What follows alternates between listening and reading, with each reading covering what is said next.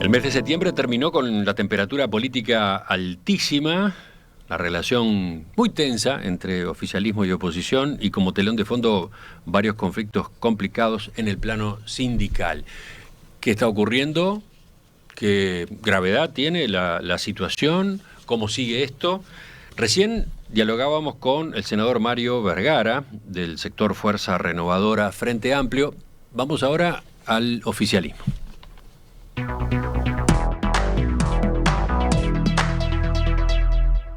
Estamos con el senador Jorge Gandini, del sector Por la Patria, Partido Nacional. Senador Gandini, buen día. Buenos días, ¿qué tal? Un gusto acompañarlos esta mañana. ¿Cómo ve usted? ¿Qué evaluación hace usted de la relación actual entre oficialismo y oposición? Bueno, entró en una etapa claramente diferente a la que venía. Yo coincido con la evaluación que le pude escuchar en su momento al senador Vergara. El punto de inflexión es que se reunieron las firmas. A partir de allí, quienes llevaron adelante ese proceso, el Frente Amplio y el PIT-CNT que arrastró al Frente Amplio, han encontrado un lugar en el mundo.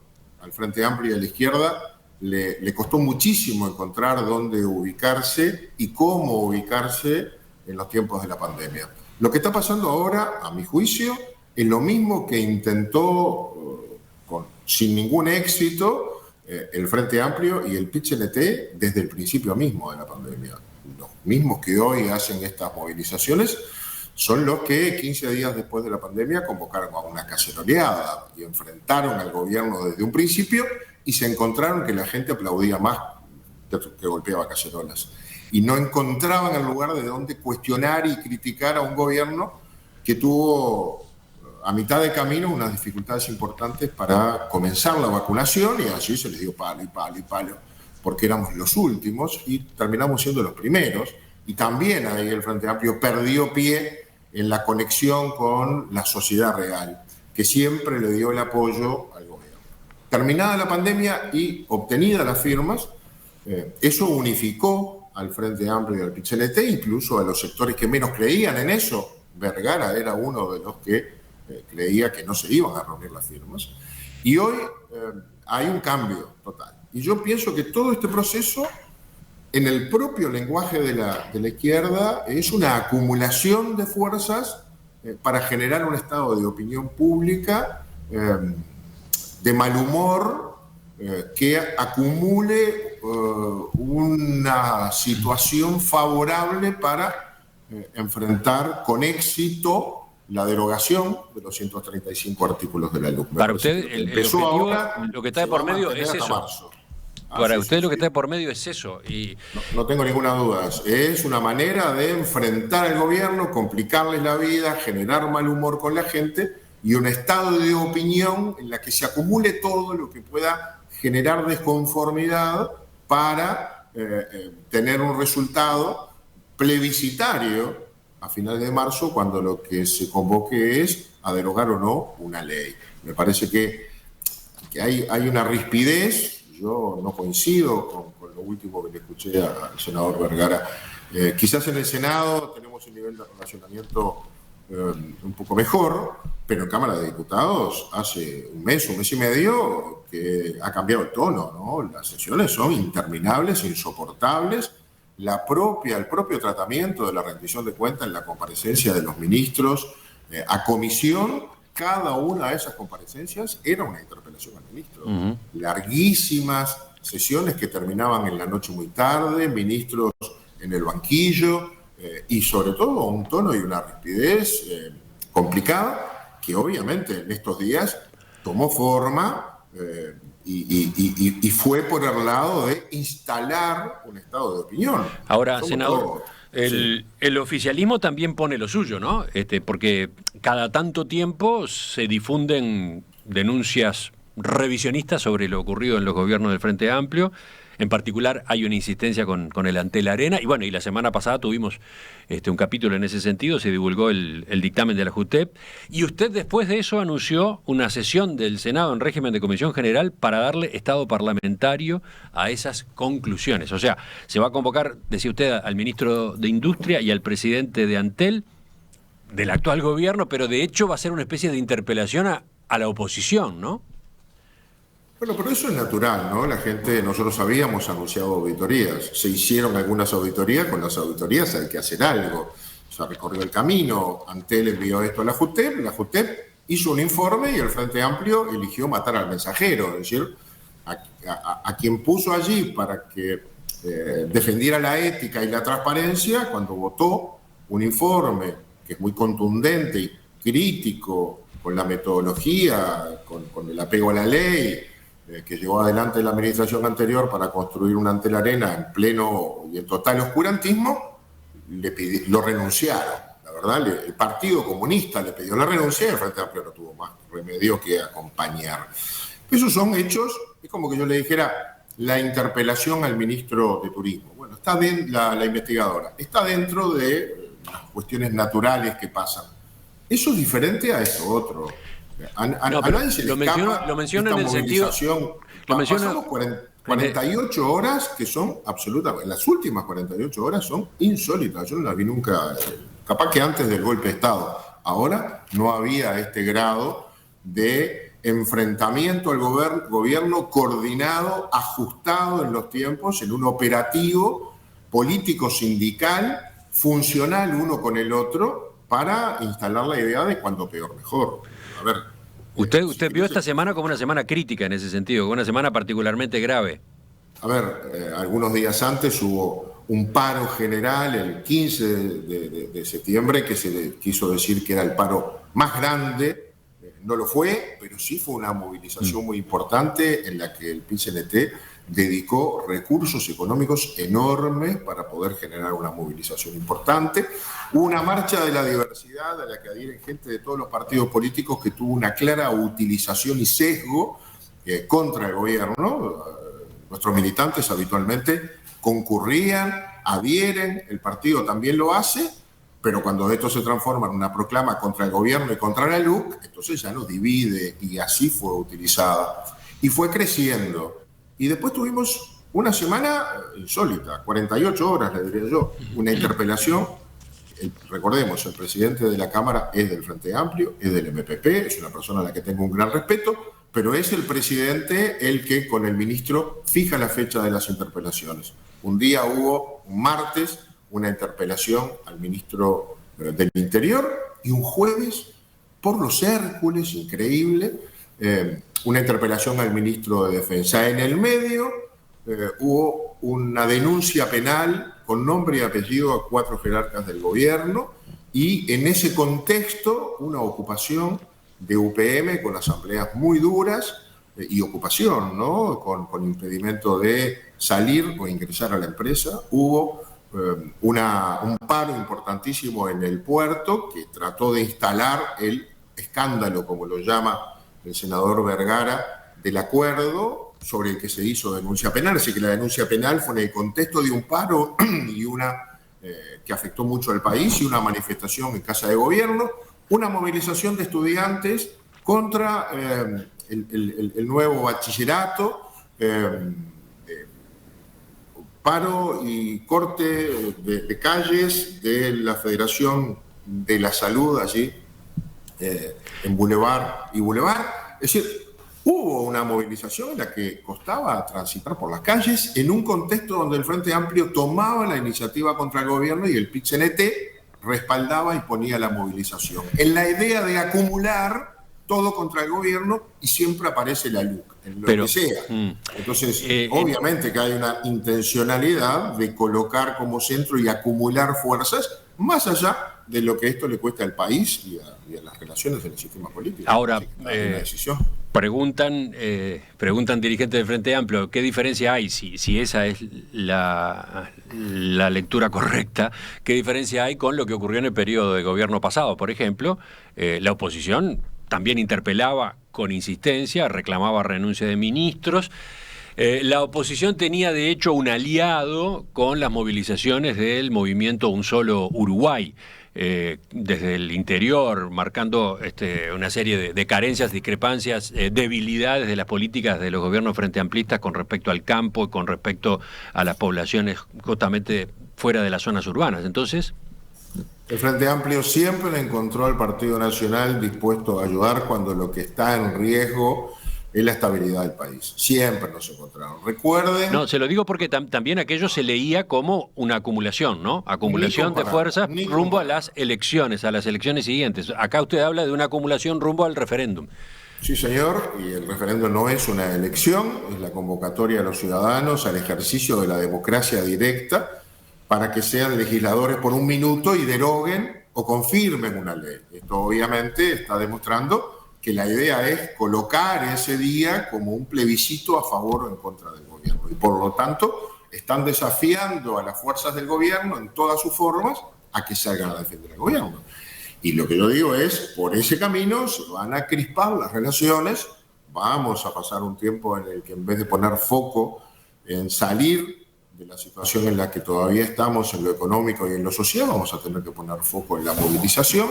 Creo que eso no le hace bien al país. Pero si a ese juego nos llaman, en ese juego estaremos. Ahora, no pasan estas cosas por casualidad. Obviamente que hay un pitch-LT al servicio del Frente Amplio o al revés.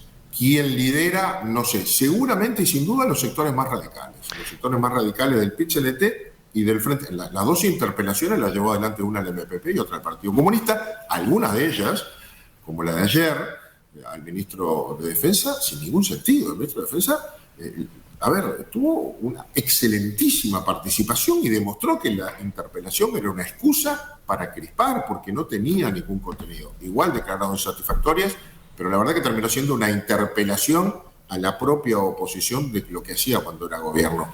Pero al final eso crispa las relaciones, ¿no? Y me parece que hay que ser un poco más cuidadoso con el momento de transición que está viviendo el país y ponerse un poco el país al hombro y no estar en aquello de cuando peor, mejor. Cuando peor le vaya al gobierno, aunque le vaya mal al país, mejor para la oposición. Todo es electoral. Bueno, ahí está. Enseguida vuelvo a eso, enseguida vuelvo al momento actual, pero retomando lo que le mencionaba hace un rato sobre que el oficialismo también hace su juego, esas... denuncias, esa acumulación de, por ejemplo, auditorías, informe de la JUTEP, denuncia ante la justicia a propósito del caso del Antel Arena. Tomo ese ejemplo nada más porque ha habido otras instancias de revisión, por ejemplo en el MIDES, pero detengámonos en el Antel Arena. En el Frente Amplio eso se lo lee también como acumulación de tipo electoral, un deterioro de la imagen de Carolina Cose, por ejemplo, que se posiciona como una candidata, una de las figuras que el Frente Amplio podría tener para la carrera presidencial en los próximos comicios. Pero además, bueno, obviamente también afectar la imagen del Frente Amplio como fuerza de gobierno, ¿no? Usted... ¿Cómo se observa a sí mismo en ese papel, en ese tipo de denuncias? Y hemos sido bastante benevolentes, ¿no? Yo, al contrario, yo soy crítico conmigo mismo que hemos dejado pasar cosas elefantes al lado nuestro de cosas que pasaron antes. Aquí nosotros no podemos menos que reaccionar. Piénsenlo al revés. Si hubiera sido un gestor del Partido Nacional el que construye el Antel Arena fuera de la Constitución de la República, porque lo dijo en el minuto cero en Tribunal de Cuentas que Antel se apartaba de lo que dispone el artículo 190, que es que las empresas públicas actúen en su giro, y el giro de Antel es la telecomunicación, o si no hacer estadios. Que lo presupuestó en $40 millones, que 2 años después lo corrigió a 56 millones y terminó gastando $120 millones, 63 millones más de lo que presupuestó y dijo que iba a costar. No tenía recursos presupuestales para eso, no hubo plan de negocios. Buena parte fue por compra directa, 19 compras directas sin competencia a la misma empresa por un total de $10 millones, y para tapar toda esa embarrada fenomenal declara reservados, o sea, secretas todas las actuaciones como si hubiera construido un centro nuclear. ¿Por qué se secreta las actuaciones para hacer un estadio? Bueno, precisamente porque pensaron que podían volver a ganar y que iba a quedar tapado una gestión espantosa. Ahora lo dijo el Tribunal de Cuentas varias veces. Lo reclamó la unidad de información de Presidencia de la República en el gobierno anterior, que pedía información y no tenía. El Tribunal de Cuentas del gobierno anterior. Lo dijo Antel, hizo una auditoría y ahora lo dice la JUTEP, que está integrada por todos los partidos políticos. Y hay que matar al mensajero, decir que la auditoría era herrerista, un disparate gigantesco, y matar afectando la institucionalidad de la JUTEP a quien fue con veña del Senado propuesto por el Frente Amplio. ¿Qué pedían? Que entre optar por su rol de transparencia y de ética, optara por los intereses del partido. Bueno, ¿qué es lo que podemos hacer nosotros? Darle estado parlamentario, al menos. Poner eso en relevancia, que se conozca. Luego, Antel hará lo que tenga que hacer. Seguramente va a ser una denuncia penal y actuará en la justicia. Pero es nuestra obligación. El sistema tiene división de poderes, no para que la oposición controle al gobierno, sino que para que el Parlamento controle al Poder Ejecutivo. Yo soy parlamentario y esta es nuestra tarea. Hay que pasar raya y ver cómo recibimos. También el Frente Amplio en esa comisión general tendrá oportunidad de decirle al presidente de Antel lo que opina de la gestión de Antel. Es un debate sin consecuencias. Se pone en estado parlamentario y ahí se verá. Ese es bien típico el rol. El asunto es hasta dónde tiramos de la cuerda en un momento delicado, como el que está pasando del país, y cuál es el principal interés. ¿El del país o el de los partidos? Ese es el punto, ¿no? Porque sabemos que el referéndum va a ser un antes y un después, y cada vez parece más que se empuja hacia eso. Ese es el punto, ¿no? Porque es difícil hacer la cuenta, cómo da de un lado, cómo da del otro, pero lo que se observa es un golpe contra golpe. Así es. Hay una, ¿cómo llamarlo?, crispación, hay un enfrentamiento permanente, da la impresión que creciente, ¿no? Entonces, ¿qué consecuencias puede tener? El senador Vergara decía, hay áreas en las que sí, marcamos la diferencia, llevamos a cabo, por ejemplo, acciones fuertes como una denuncia penal o como una interpelación, pero hay otras en las que negociamos y acordamos, y estamos dispuestos a acordar. En el Parlamento eso pasa todo el tiempo. ¿Usted qué visión tiene en ese sentido? Yo creo que quien va a laudar esto es la gente. Yo creo que la gente se está cansando de muchas de estas cosas. Obviamente el Frente Amplio pierde en el escenario de la democracia representativa, no tiene mayorías en el Parlamento, pero es fuerte en la movilización popular y quiere llevar esa movilización popular a obtener un éxito en el referéndum para castigar al gobierno. Mi pregunta era otra. ¿Cuáles son las consecuencias de este estado de cosas en los acuerdos que se necesitan para resolver temas importantes que hay de por medio, ¿no? La coalición tiene mayoría, con acuerdo o sin acuerdo vamos a seguir gobernando. Si podemos hacer acuerdo lo vamos a hacer. En el tema de la rendición, hoy es un día clave, la coalición va a acordar una cantidad de artículos y ya quedamos que le vamos a entregar todos estos artículos al Frente Amplio, y la negociación del lunes, se empieza a votar el martes, es con el Frente Amplio. Seguramente en el régimen civilizado que tenemos en este país vamos a encontrar acuerdos y diferencias y las vamos a laudar. En ese terreno no hay problema. El asunto está puesto en la convivencia ciudadana, en la manija a la gente para que reaccione, y reaccione movilizándose y poniendo al gobierno como foco.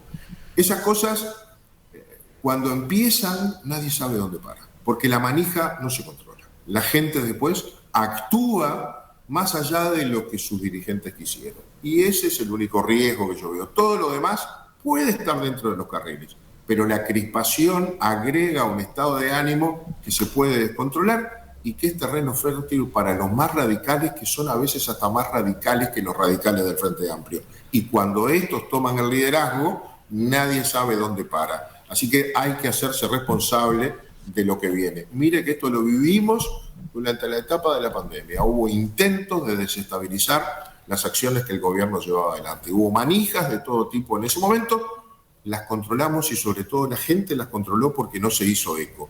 Yo creo que la gente también está mirando cómo actúa cada uno en un tiempo en que ya no hay pandemia. Obviamente que las prioridades cambian, pero todos sabemos que estamos en una época muy difícil. Y me parece que dar manija al conflicto, a mucha gente la distancia. Y no me refiero solo a los nuestros. O sea, ¿qué es lo que usted avisora? ¿Qué es lo que le preocupa en definitiva? Que empezamos a caminar por una línea fronteriza muy peligrosa, que tenemos todavía una cantidad de riesgos, tenemos que abrir la economía, tenemos que abrir las fronteras, nuestros vecinos no están muy bien, Y todos sabemos que tenemos que hacer eso, por lo tanto tenemos que cuidarnos muchísimos en muchos aspectos, no solo en el sanitario, tenemos que cuidar todos los mecanismos que tenemos para reactivar la economía, por lo tanto la conflictividad del paro, el enfrentamiento, la movilización callejera y el objetivo de ganar una elección que quiere ser un plebiscito no coincide demasiado con ese objetivo nacional.